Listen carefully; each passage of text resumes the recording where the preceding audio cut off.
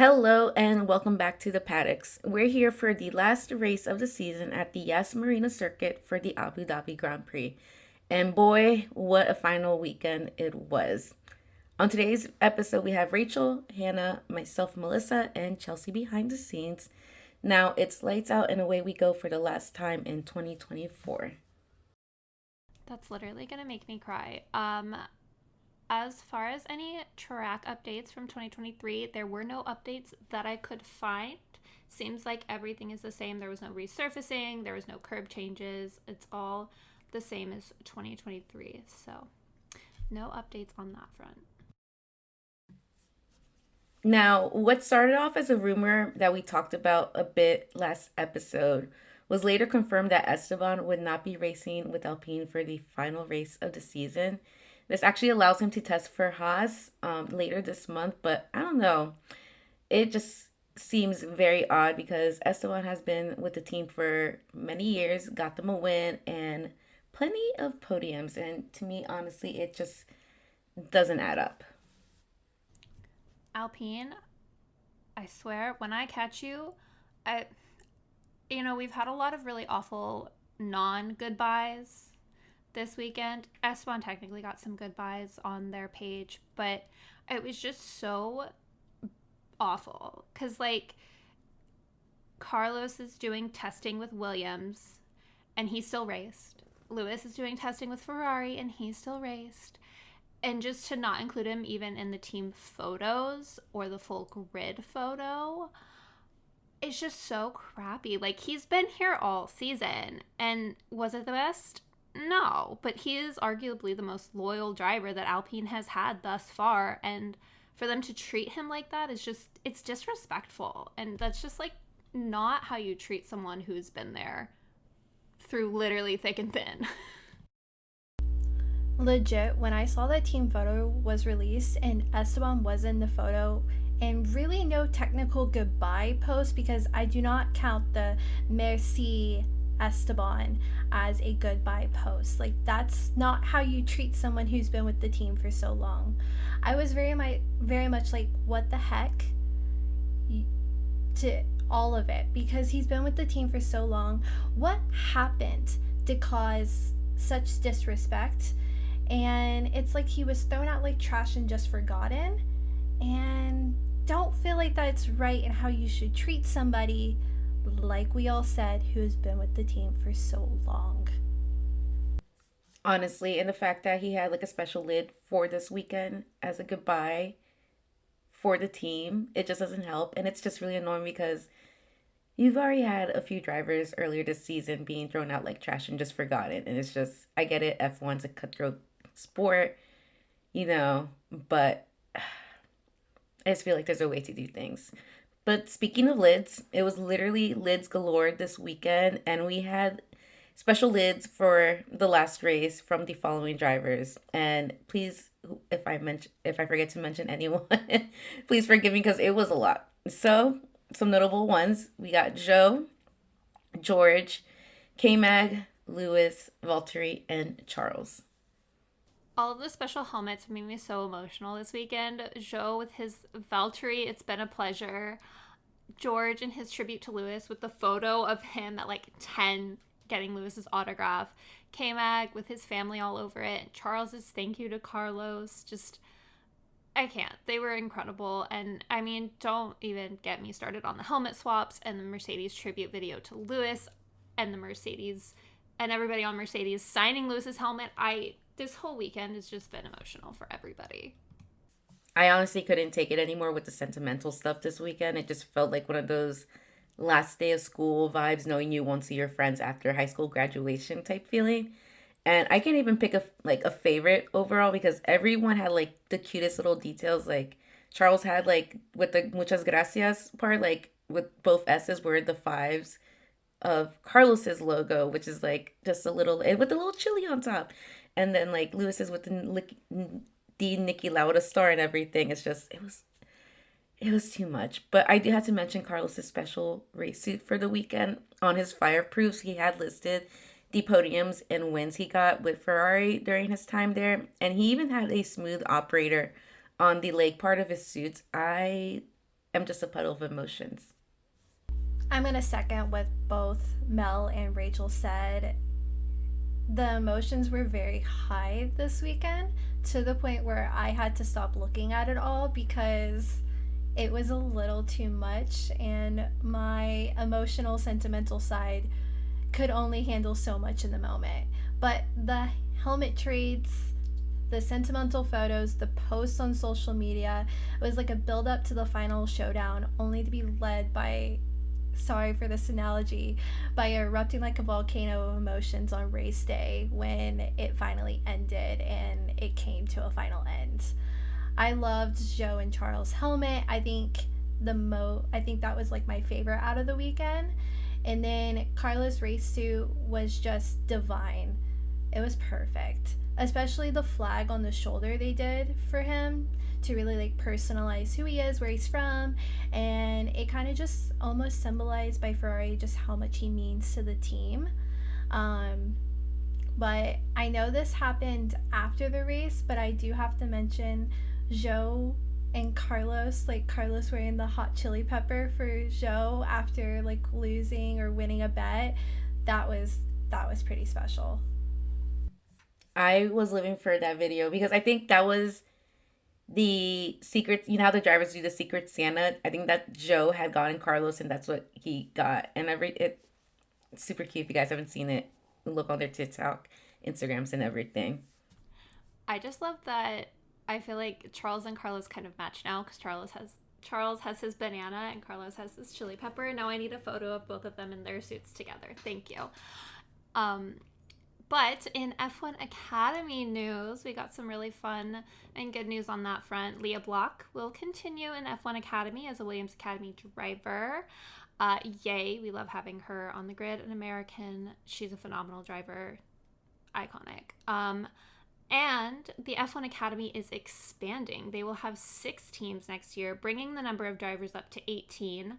High Tech Racing will be their 6th team, and I'm really excited to watch the Academy grow and just help develop the amazing female talent in the sport that we don't get to see as much.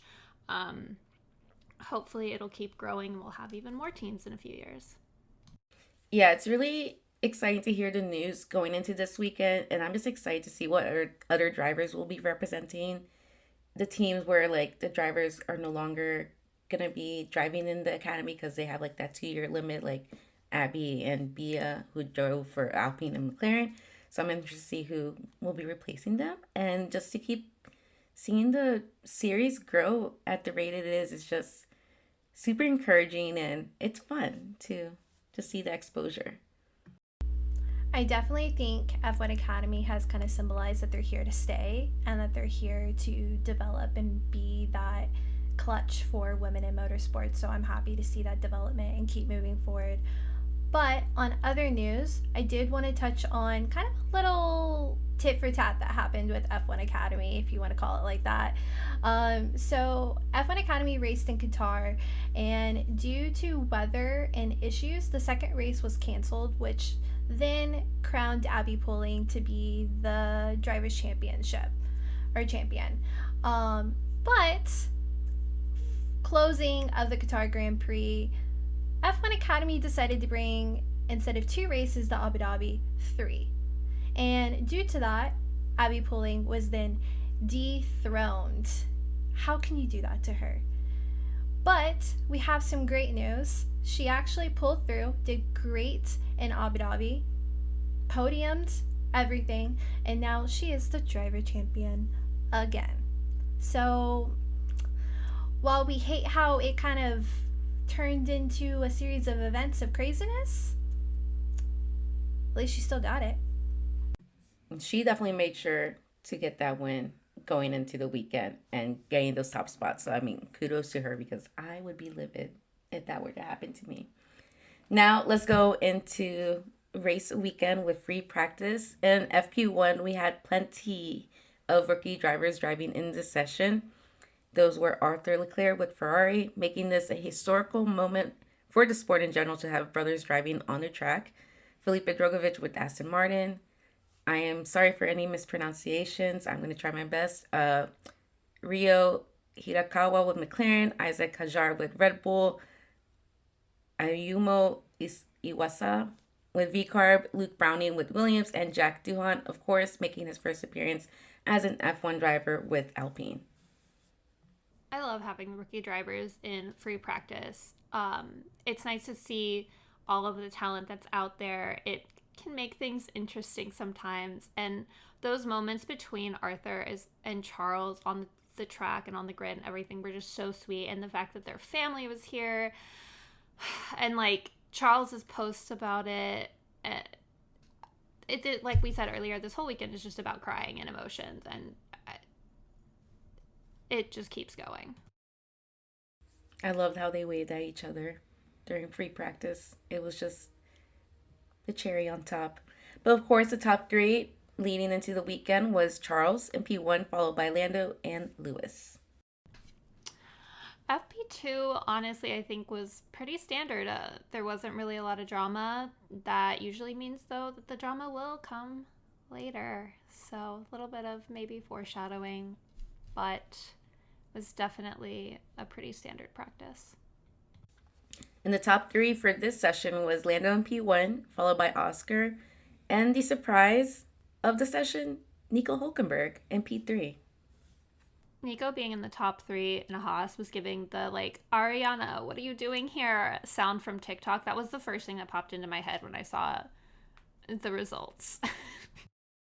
Exactly. When I saw and watched that FP2, I was like, what in the name of Haas is going on here? They just had like a little bit of fairy dust this weekend because they were really on fire, if we're being honest. Now, going into FP3, again, pretty standard session. The top three were Oscar in P1, followed by Lando and Lewis. Now, as we lead into quali and race weekend, there was a really close battle for constructors between Ferrari and McLaren. So close that it came down to race day at Abu Dhabi. And with all the practice sessions, it came off as though McLaren was the team to beat going into the weekend. Now, time to get into the final quali session of the weekend and the year. Now, it was lap time deletions on lap time deletions, if we're being honest. And to start it off, it was a lap time deletion for Checo for a turn 1 infringement that later got reinstated. That was utterly insane. The fact that David Coulthard nailed it with those calls in the commentary box before FIA was able to say it's reinstated, amazing. And the next victim was Franco. He just went too wide at turn 1. Now, the real kicker of the session was Bottas going fastest overall at this point in the session. Like, I was literally speechless and just jumping for joy, especially since it's possibly his last race in F1. Like, you only want good things happening to drivers like this.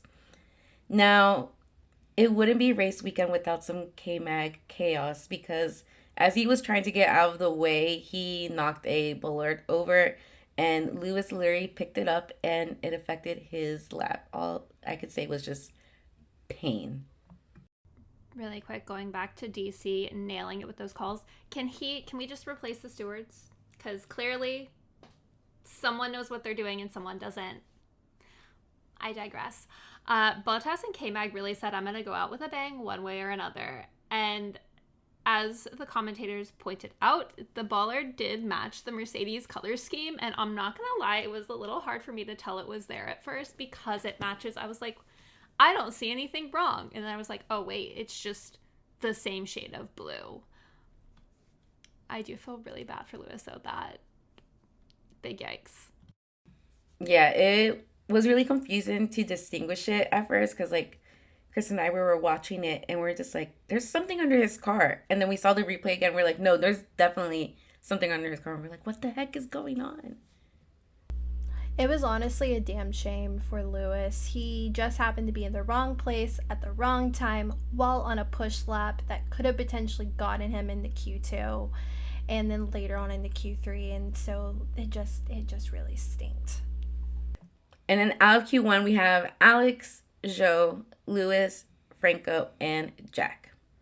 Now, going into Q2, again, the lap time deletions just went on because Charles literally had his lap time deleted right at the end of the session for track limits after getting P1. That was so painful to watch. And having to factor in his 10-place grid penalty, I was just like, I don't want to talk about it. It was early. I think on the West Coast, quali was at like 6 a.m. So I was just like, I can't do this right now. But the cherry on top of the session was Valtteri moving in onto Q3 for the first time since China. So, I mean, there was some positives out of this session.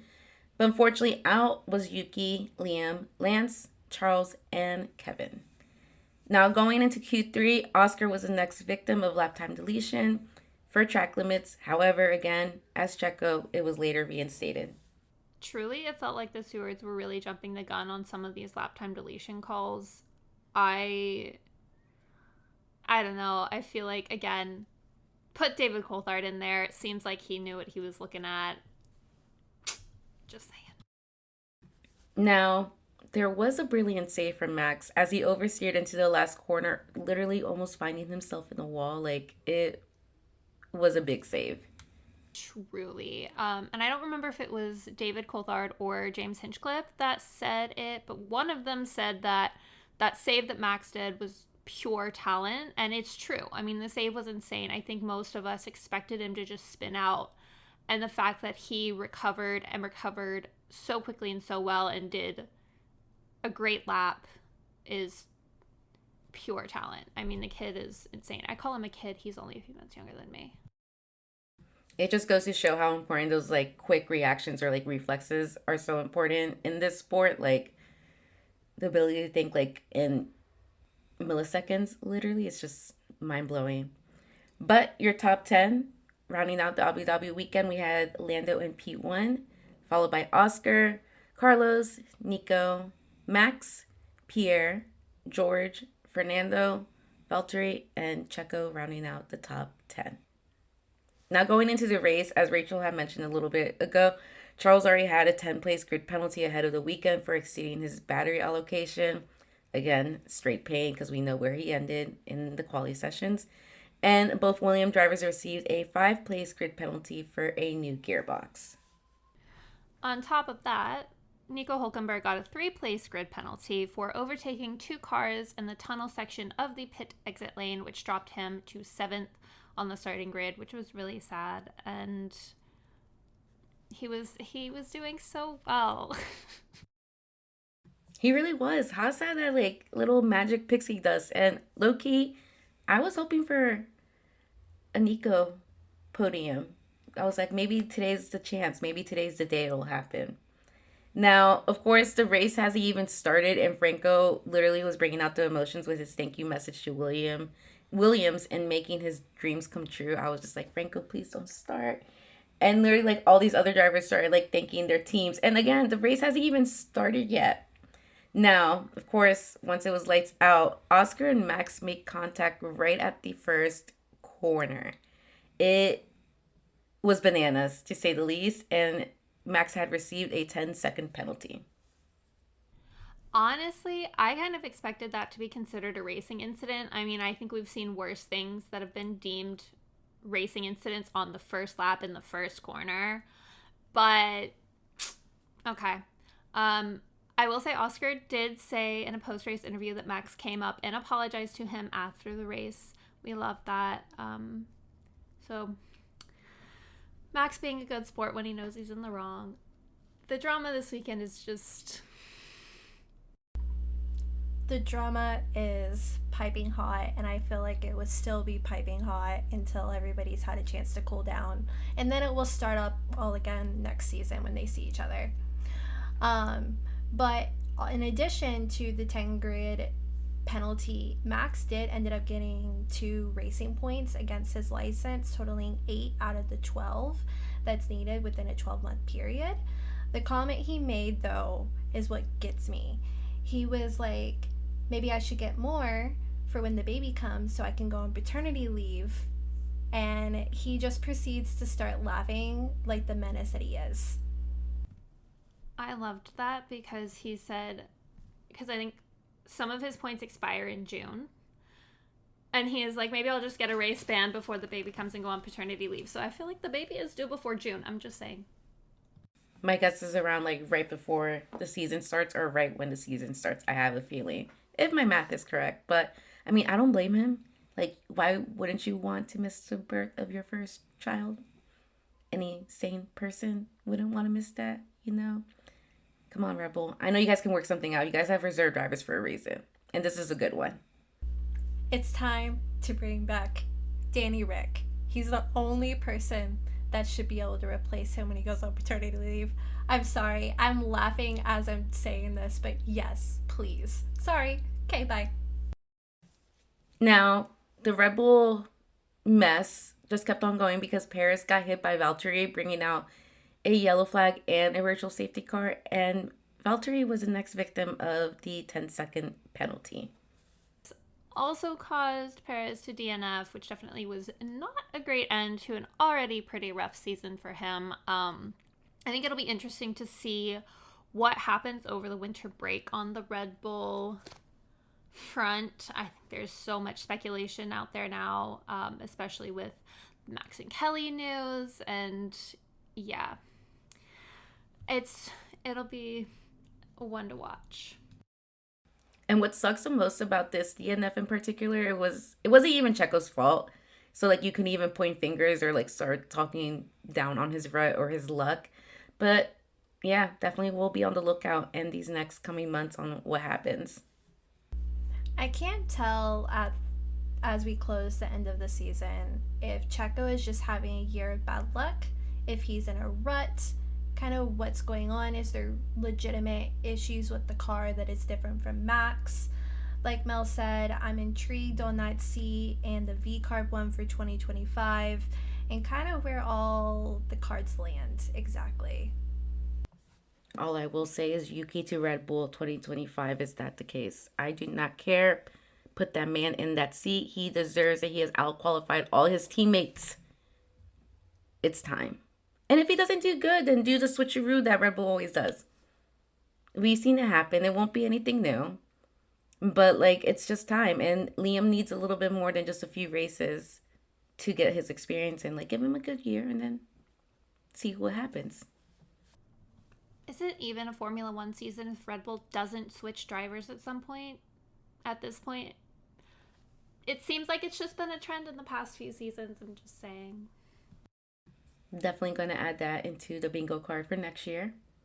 A Red Bull V-Carb trade. You never know.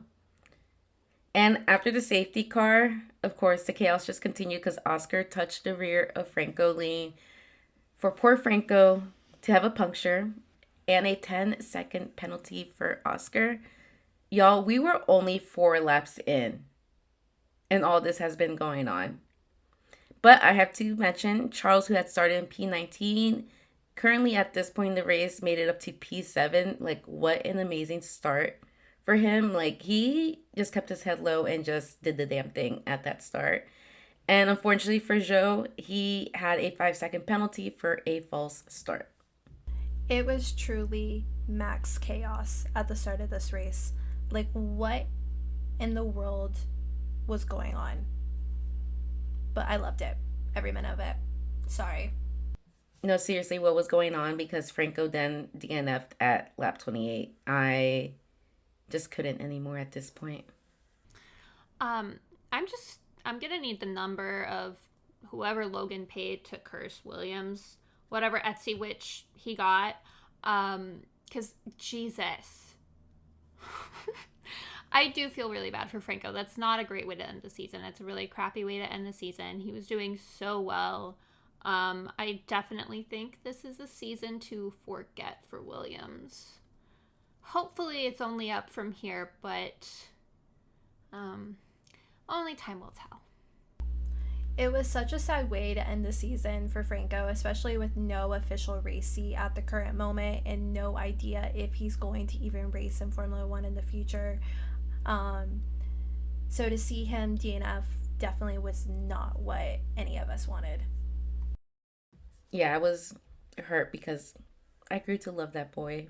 He was so unhinged in all his interviews and on social media.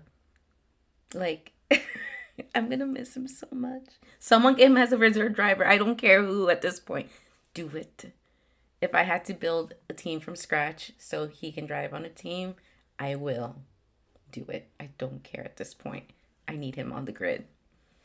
Now, again, penalties galore because we saw a 10-second stop and go penalty for Liam for an unsafe release.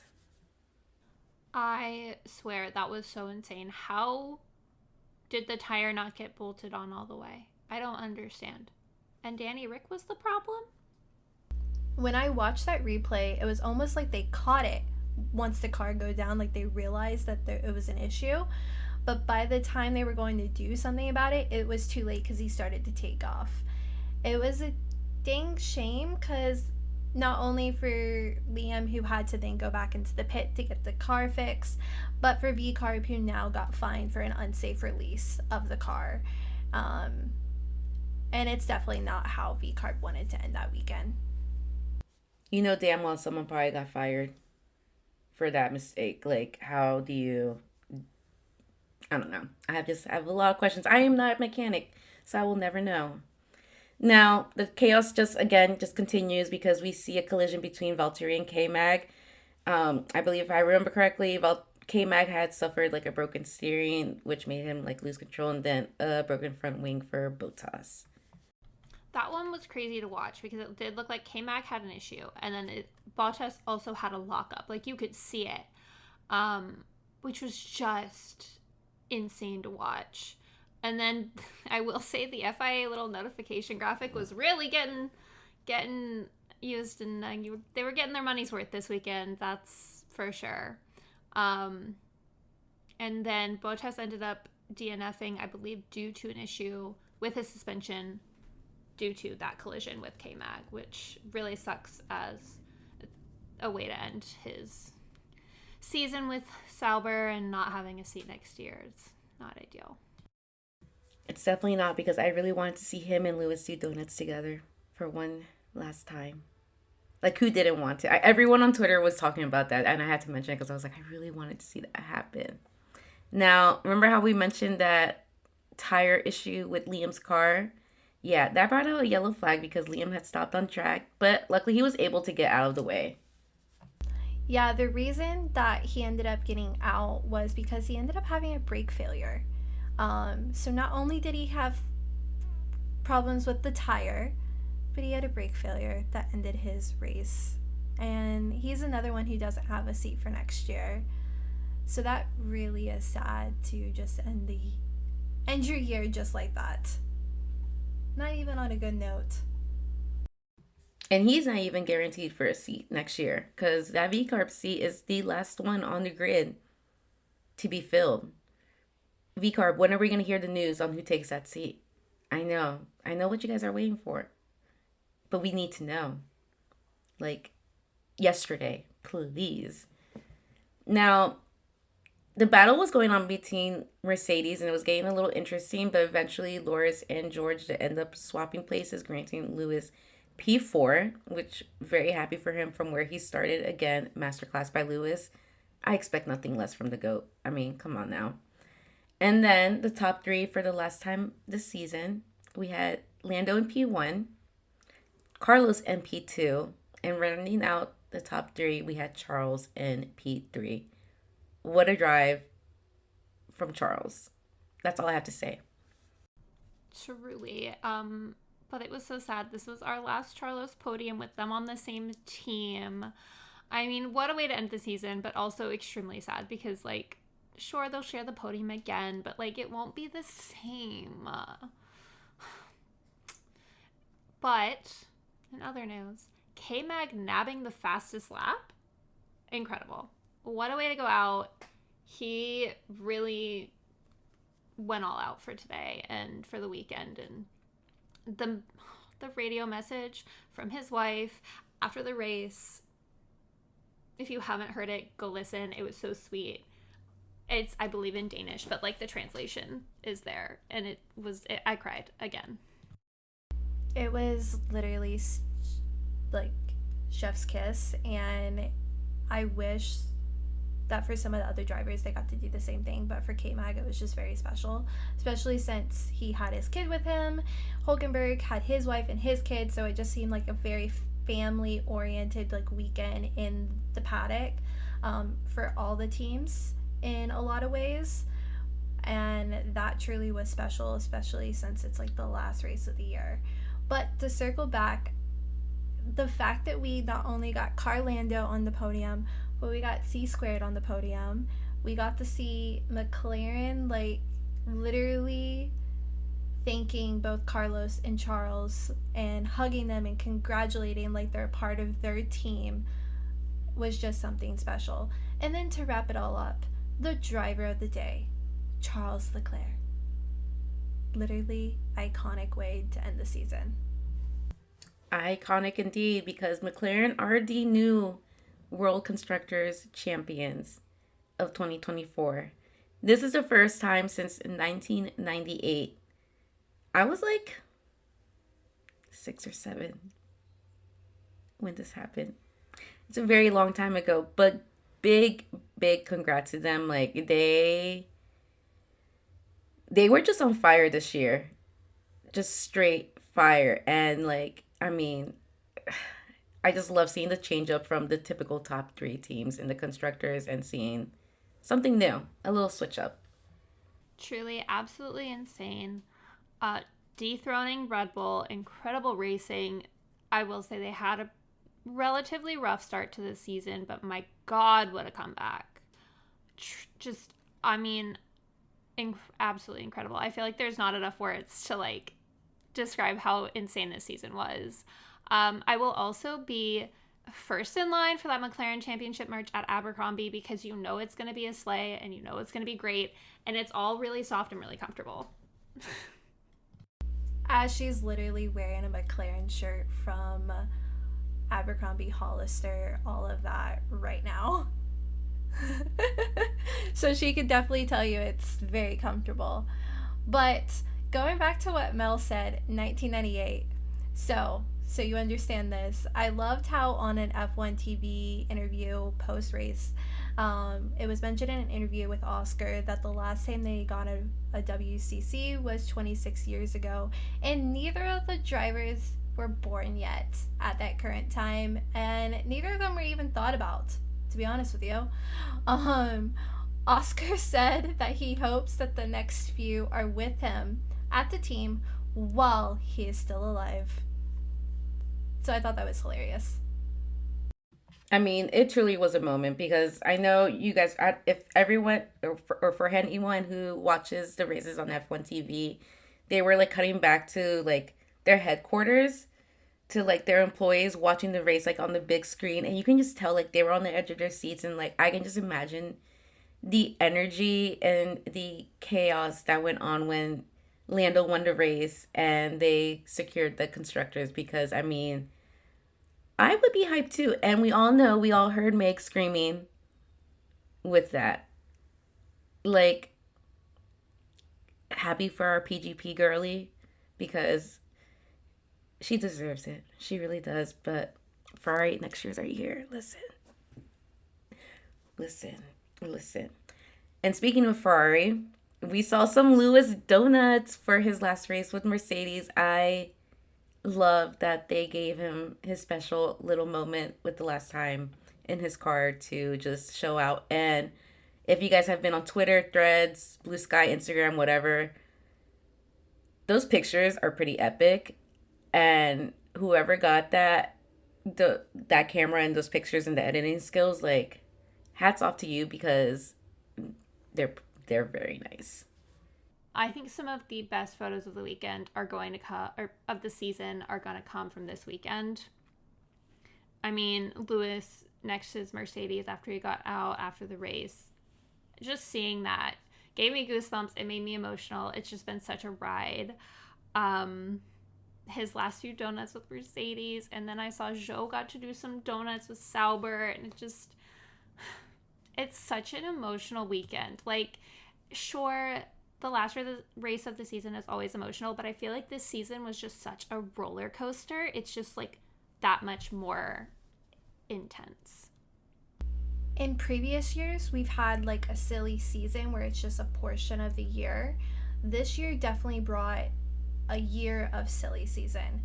of absolute chaos. And do think with the amount of people who are leaving F1 and the amount of newbies that are coming into F1 and the amount of switches between teams, I think for a lot of the fans, it brought us to the peak of emotions, just realizing that this is the end for a lot of people that we've come to grow and love over the last few years. So that was definitely hard and very, very emotional. As far as the donuts, I wish we could bring back donuts more often because they are absolutely prestige and impeccable to watch. And it used to be a lot more common. And now it's just kind of saved for the last race or the one that you do and off on the side where no one can watch you or yell at you by the FIA. So please, FIA, bring those back, or the tracks, if it's on the tracks. But I do want to mention a comment for Max.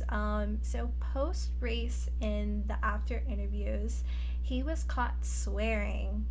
This man is always on the chopping block with the FIA.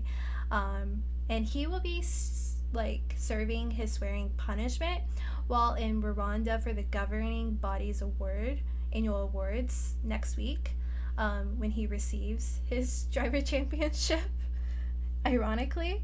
And he will work, and it is a work of public interest. I'm reading this verbatim, so apologize. The punishment while in Rwanda working with junior competitors in a grassroots development program organized by the Rwanda Automobile Club. Verstappen's work will involve an FIA affordable cross car that was built in Rwanda, and he will help the juniors through the way. So not only will he be receiving his driver championship award, he will be helping junior drivers with cars as his punishment. I mean, he does love kids, so I guess it's not too bad. So I kind of forgot that he had to serve his community service hours. Still, I thought he kind of did that like during those like 1, 2, 3 breaks that we got like in between races. But I do like that he gets to work with kids, like, and help like young drivers, helping the next generation come up and everything. Like, it just sounds really sweet. I do want to mention one little thing about Lewis. Nico, of course, was doing like the post-race interviews with the podium finishers and everything. But it was funny because I guess Nico was supposed to interview Lewis, but Lewis just went straight to like the Mercedes garage and started thanking his crew. And I think that's just like really sweet of him to do. Like, it just shows how appreciative he was, or he is, of the people behind the scenes and that were able to give him the car that gave him multiple championships, multiple wins, all that stuff. And I mean, but it would have been cool to see the two besties talking to each other again. That honestly was kind of one of my favorite parts about the post-race interviews, was when they was like, oh, Lewis canceled? Okay, bye. Like, Nico was like, oh, I'm out. I'm done. Bye. I'm going home. And so, speaking of favorites, I think some of my favorite moments from this race weekend, were seeing Charles go from P17 to P3. And I kind of feel like this is like an all of the weekend favorite moment, but like just seeing all of the tributes and the drivers that are either moving teams or leaving the grid. I mean, I lost count of how many times I cried this weekend, from Mercedes tribute to Lewis, George finally getting Lewis to sign the book at the fan zone, to Joe swapping helmets with Alex and George, Charles' special thank you helmet for Carlos. I swear, this was the most emotional weekend of the whole season. And now I'm going to stop talking before I make myself cry again. Let's be honest, we're probably going to hop on like TikTok or Instagram and see some like fan edit and cry all over again, because this has been one hell of the season. And next episode, we're going to do like a whole season like recap, because it's been a lot. But I mean, I'm right there with you, Rachel, just in like a puddle of emotions. And I'm just sad because like the season has come to an end, and I'm going to be a bearable person on social media, not posting about F1 all the time. But what a banger of a race to end the season on. I mean, like, Sauber had their little tribute like walkway for Joe and Valtteri, and like it was just so precious. And then the post celebrations of Carlos with Ferrari, especially the pictures of Carlos and Charles, like you can tell it's pretty obvious with Carlos, but with Charles too, like they were clearly crying in those pictures. Like their eyes are like bloodshot red. And I just cannot. I'm a softie, I'm a crybaby. I will cry.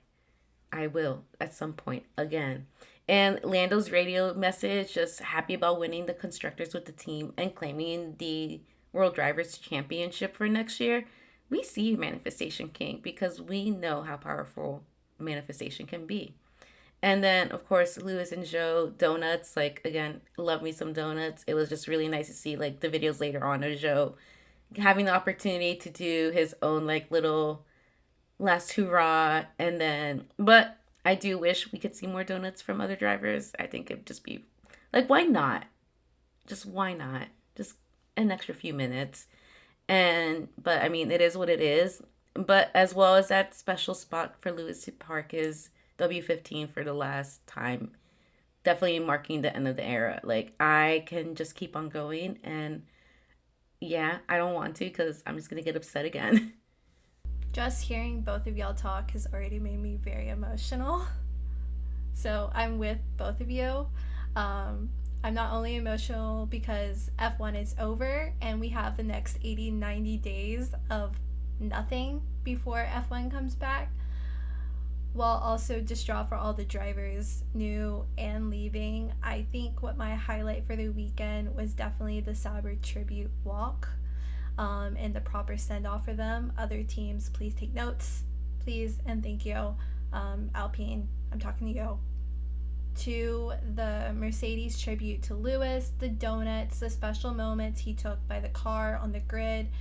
That was literally probably my absolute favorite, was when he just took a moment and sat and stood by the car and just really took it all in before it was gone. I'm trying not to ramble on, to be honest with you, because it had me kind of all set in tears, because it was just a very precious and special weekend and moment for everybody. But I'm gonna end on a high note here. I have to. Did y'all see that they re-filmed the podium with Charles and George for the movie with Brad Pitt? I thought that was hilarious and funny. And it was like, oh, we don't like Carlos on the podium. We don't like Lando. Let's get George. I saw that and I really just want to know how they decided, like, what other two drivers are going to be up there with Brad for the movie, because I just have a lot of questions about that. But like all I could think about was like how like Charles was like visibly like upset that they didn't seize the opportunity to like take the constructors for the team.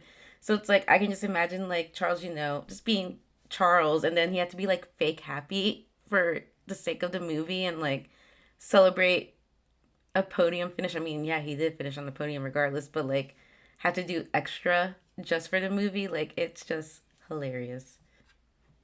Oh, and I just want to mention one more thing. Lewis's radio message from Toto, where he was talking about how if the team can't win, the team being Mercedes, he wants Lewis to win. So Ferrari, don't mess it up next year. Rachel mentioned this with Amy on our group chat earlier in the day, so I just have to mention it, to be honest with you. I loved, and I wish F1 TV showed this, I loved how the race message between the race engineer and Lewis, where they're like, it's hammer time. I thought that was pretty special and pretty iconic, and I feel like that was what he needed in order to succeed. I'm still mad they didn't play that radio out of all of the radios. Anyway, to close this out for our final race recap of the season, Crouton and I have a team of the week. It's our team of the season, McLaren, our constructors champions. They had an incredible year. I could go on and on and on about it. But that is our team of the week. Now, I know we've unpacked a lot here in this episode, and if y'all are just as emotional with us, we hear you. We're there for you, babes. Let us know what your thoughts is on this episode. You can let us know or comment on all of our socials. We are Paddock Girls Podcast, except X or Twitter, whatever you want to call it, where we are Paddock Girls Pod. Hope you join us next week. We're gonna just kind of recap the episode, the seasons as a whole, and we'll see you then. Thank you.